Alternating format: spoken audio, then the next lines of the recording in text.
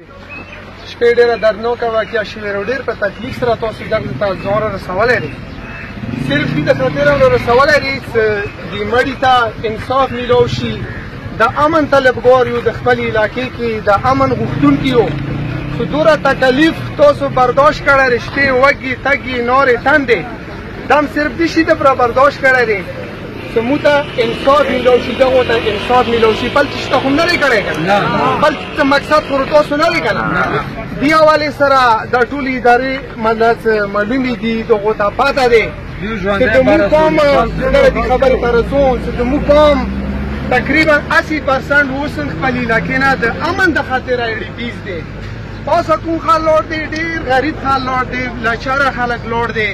هغو خلکو باندې پی در پی دا واقعیات کېږي، دا ولې کېږي، دا څه چال دی، دا څه وجه دی. امن ورکول دا د ریاست ذمهداري دی. د موږ ذمهداري دا دی چې موږ به د ریاست قانون عین احترام کوو. د موږ په ټکس باندې دا ټول نظام چلیږي. امن د مال مال حفاظت دا د ریاست ذمهداري دی. نو تاسو نه متبنه گزارش دا دی، ټیک دی دې شي کې تکلیفونه شته، نارې تندې شته دي، خو بل تاسو دې شي ته نیو راغلي چې تاسو یا جګړه کوو یا په چوډاس کوو یا څه کوو. دې کې د مو افسران ناست دي. دا مړی چې تاسو کوم یغی دی، دا هم دې لپاره ایښی دی چې دې ته انصاف میلاو شي.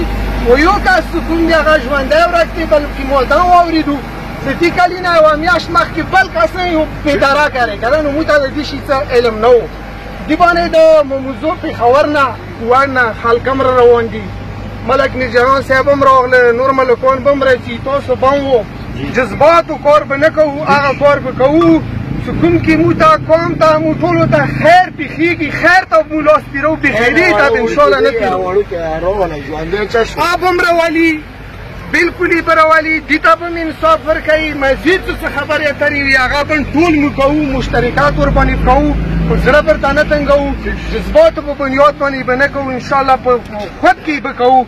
نور تاسو ټولو دا تکلیف کړی دی، دا هم دې دپاره کړی دی چې تاسو ملت عام ټول موزي ته، ټول ورګزي ته خیر غواړو چې یاره موږ ته خیر انصاف میلاو شي.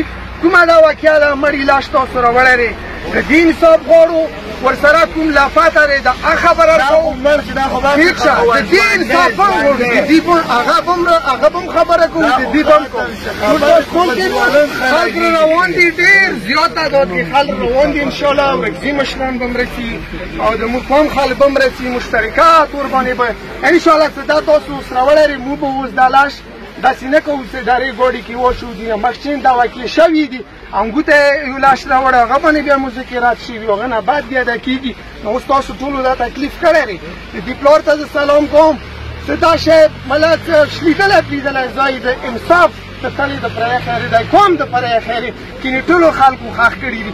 زړه وره مه تنګوو، انشاءالله دې ته به هم انصاف میلاویږي، قوم ته به هم میلاویږي، چې کوم یې لاپاته کړی دی هغه ته به هم میلاویږي. خو لغونې کیسې باندې سره ځان پوهېږو. تاسو نه د ایمان خبرې اترې دي، دا ومنلی شوي خو ټیک دی. که ونه منلی شولې مو بیا د تلو ولنې د مو پړاو همدغه ځای دی، دغه لیارې دا مکمل دا چوک به انشاءالله بند وي، ټول ورګځی به انشاءالله دې کې موږ سره مرسته کوي.